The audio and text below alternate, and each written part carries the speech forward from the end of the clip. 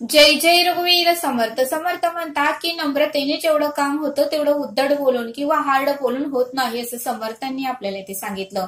म्हणून समर्थ म्हणतात की नम्रतेने न होणारं काम सुद्धा होतं असं समर्थ आपल्याला ते सांगतात। आणि म्हणून समर्थ म्हणतात की आपल्यामध्ये नम्रता पाहिजे असं समर्थ आपल्याला ते सांगतात। समर्थ म्हणतात की आपण एखाद्या व्यक्तीला उद्धट बोलतो, हार्ड बोलतो, त्यावेळेस त्या व्यक्तीचं मन तर दुखतंच, पण त्या व्यक्तीच्या मनातून आपण सुद्धा उतरतो आणि परत मात्र त्या व्यक्तीला आपण खूप माफी मागतो, क्षमा मागतो, पण त्या व्यक्तीच्या मनामध्ये मात्र आपण कधीही जागा निर्माण करू शकत नाही। त्या व्यक्तीच्या मनामध्ये मात्र आपण कधीही जागा निर्माण करू शकत नाही। आणि म्हणूनच समर्थ म्हणतात की बोलताना सुद्धा 10 वेळा विचार करूनच बोला आणि मगच आपण जे बोलतो त्याचा परिणाम काय होईल याचाही विचार करून बोला असं समर्थांनी आपल्याला ते सांगितलं। समर्थ म्हणतात की एखादं काम नम्रतेने होत नाही म्हणून आपण उद्धट बोलतो, हार्ड बोलतो, वाद घालतो, भांडण करतो, मग ते काम होण्याच्या ऐवजी जास्त बिघडतं। त्याचा मानसिक त्रास, त्याची वेदना, त्याचं दुःख हे आपल्यालाच होतं। आणि म्हणून समर्थ म्हणतात की थोडा उशीर लागेल काम व्हायला, पण नम्रतेने बोलूनच सर्व काम करून घ्या असं समर्थांनी आपल्याला ते सांगितलं। आणि ते समजावून सांगण्यासाठी समर्थ आपल्याला एक बोध सांगतात। समर्थ म्हणतात की एका गावामध्ये एका साधूला पितळेच्या धातूचे सोन्यात रूपांतर करण्याची कला होती। एका गावामध्ये एका साधूला पितळेच्या धातूचे सोन्यात रूपांतर करण्याची कला अवगत होती, पण त्याचा उपयोग तो साधू गरजू लोकांना मदत करण्यासाठीच करत होता। पण त्याचा उपयोग मात्र तो साधू गरजू लोकांना, गरीब लोकांना, जे असहाय्य आहेत, ज्यांना खरंच गरज आहे पैशाची, जे खूप गरीब आहेत, त्यांना 2 टाइम जेवायला मिळत नाही, ते फक्त झोपडीत राहतात, ते भीक मागतात, अशा लोकांना, अशा गरजू लोकांनाच तो साधू मदत करत होता। पण एके दिवशी मात्र एक गरीब ब्राह्मण त्या साधूकडे आला। एके दिवशी मात्र तो गरीब ब्राह्मण साधूकडे आला आणि तो गरीब ब्राह्मण रडू लागला आणि साधूला म्हणू लागला, ओ साधू महाराज, मी तुमची कीर्ती पाहून मी तुमच्याकडे आलो आहे आणि कृपा करून मला थोडीफार तुम्ही मदत करा। मी खूप आशा घेऊन तुमच्याकडे आला आहे, मी खूप गरीब आहे, माझ्या मुलीच्या लग्नासाठी पैशाची आवश्यकता आहे, माझ्या मुलीचं लग्न ठरलेलं आहे आणि तिच्यासाठी मला पैशाची आवश्यकता आहे। त्यावेळेस मात्र त्या साधूने त्या ब्राह्मणाकडे पाहिले, त्याचे डोळे पाण्याने भरलेले होते आणि तो अक्षरशः विनवणी करत होता आणि खरंच तो खरं बोलत होता हे साधूने जाणले। त्यावेळेस मात्र साधूने त्याची अडचण ओळखून त्याला एक पितळेचे भांडे आणायला सांगितले। त्यावेळेस मात्र त्याची अडचण पाहून त्या साधूने त्या ब्राह्मणाला एक पितळचं भांड घेऊन ये असं सांगितलं। त्यावेळेस मात्र त्या ब्राह्मणालाही खूप आनंद झाला आणि मग मात्र त्या ब्राह्मणाने एक पितळचं भांड साधूकडे घेऊन आला आणि मग मात्र साधूने आपल्या कलेने त्या भांड्याचे रूपांतर सोन्यात करून दिले। मग मात्र साधूने आपल्या कलेने त्या पितळेच्या भांड्याचे रूपांतर सोन्यामध्ये करून दिले आणि मग मात्र त्या ब्राह्मणाला खूप आनंद झाला आणि त्या ब्राह्मणाने साधूला साक्षात दंडवत घातला। आणि मग मात्र तो ब्राह्मण म्हणाला की खरंच तुम्ही मला गरजेच्या वेळेस मदत केली, खरंच तुम्ही परब्रह्म आहात, ईश्वरासारखं तुम्ही माझ्या अडचणीला धावून आलात, खरंच खूप तुमचे उपकार माझ्यावर आहेत असे म्हणून तो ब्राह्मण त्या साधू महाराजांकडून निघून गेला। तो ब्राह्मण डायरेक्ट सोनाराकडे गेला आणि सोनाराला ते भांडे दिले। त्यावेळेस सोनारानेही जे काही पैसे होतात त्या भांड्याचे ते त्या ब्राह्मणाला दिले। पण सोन्याचे भांडे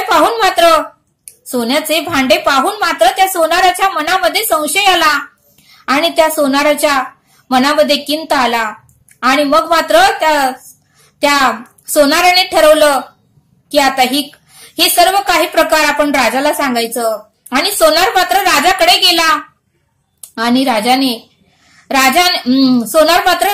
गेला आणि सोनाराने सर्व काही हकीकत राजाला सांगितले। राजाने पूर्णपणे त्याची चौकशी केली आणि त्या ब्राह्मणाला घरी बोलवलं। त्यावेळेस तो ब्राह्मणही राजाच्या राजमहालात आला.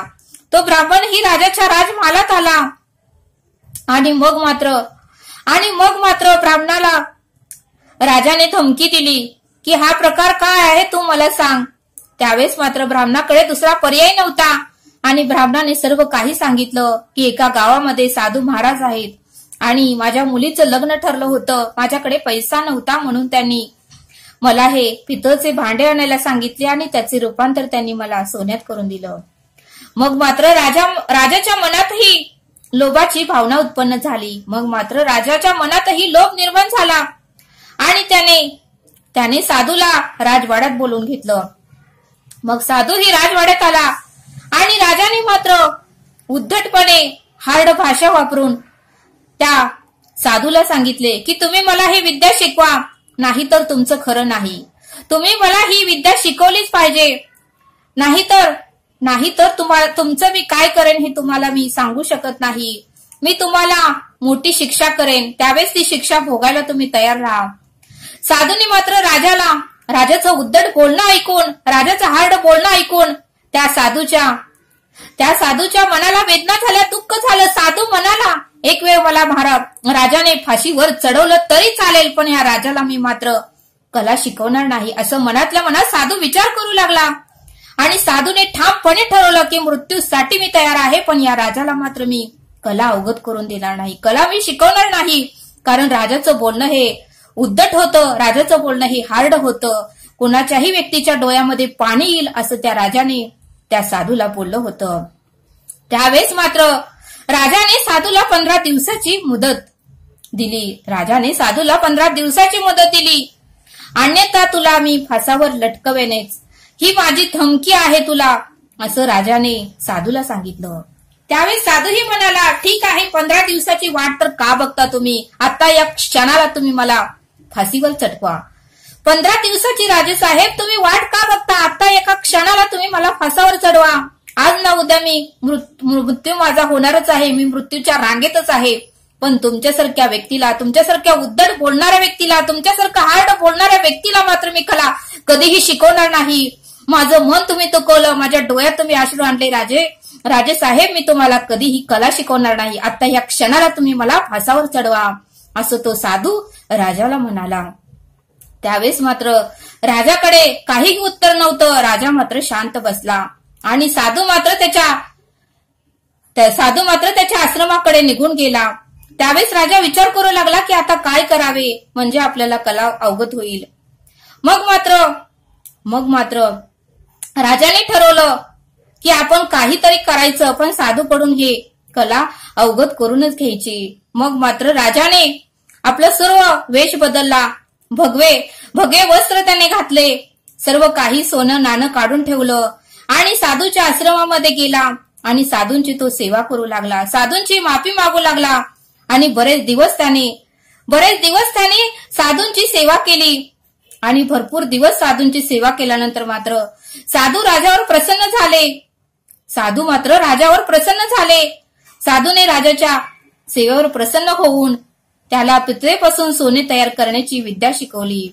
त्यावेळेस मात्र राजा एवढा नम्र झाला की जसा पिकलेला आंबा नम्र असतो तसा तो राजा नम्र झाला, की जसा पिकलेला चिक्कू नम्र असतो तसं तो राजा नम्र झाला, की जसं पिकलेला सीताफळ नम्र असतं तसं तो राजा नम्र झाला, की जसं पिकलेलं पेरू असतं तसं तो राजा नम्र झाला.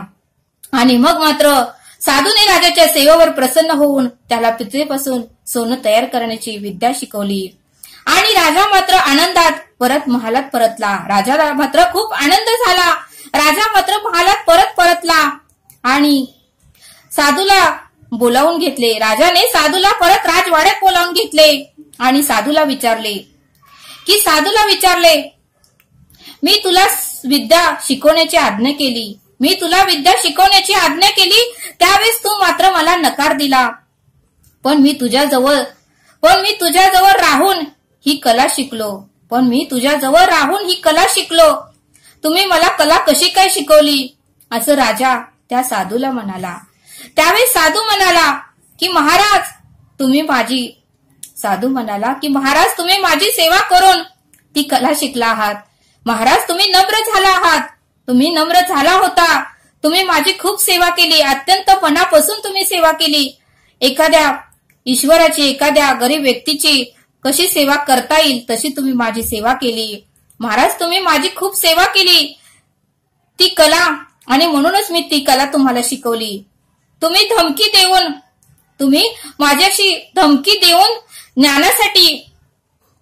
माझ्याशी धमकी देऊन ज्ञान शिकवण्यासाठी मला उद्धट बोलला, म्हणून मी तुम्हाला ती कला शिकवली नाही. पण तुम्ही नंतर मात्र तुम्ही माझ्या आश्रमात आला, माझ्याशी नम्र बोलला, माझी सेवा केली, आणि तुमच्या सेवेवर प्रसन्न होऊन मी ही तुम्हाला विद्या शिकवली आहे. यावेळेस असंच जर तुम्ही माझ्याशी वागला असतास, अशीच माझी सेवा केली असतास, तर मी तुमच्यासाठी माझा प्राणही दिला असता, असं साधू राजाला म्हणाला. त्यावेळेस मात्र राजाला आपली चूक कळाली आणि राजा नतमस्तक होऊन साधूंची पुन्हा माफी मागू लागले.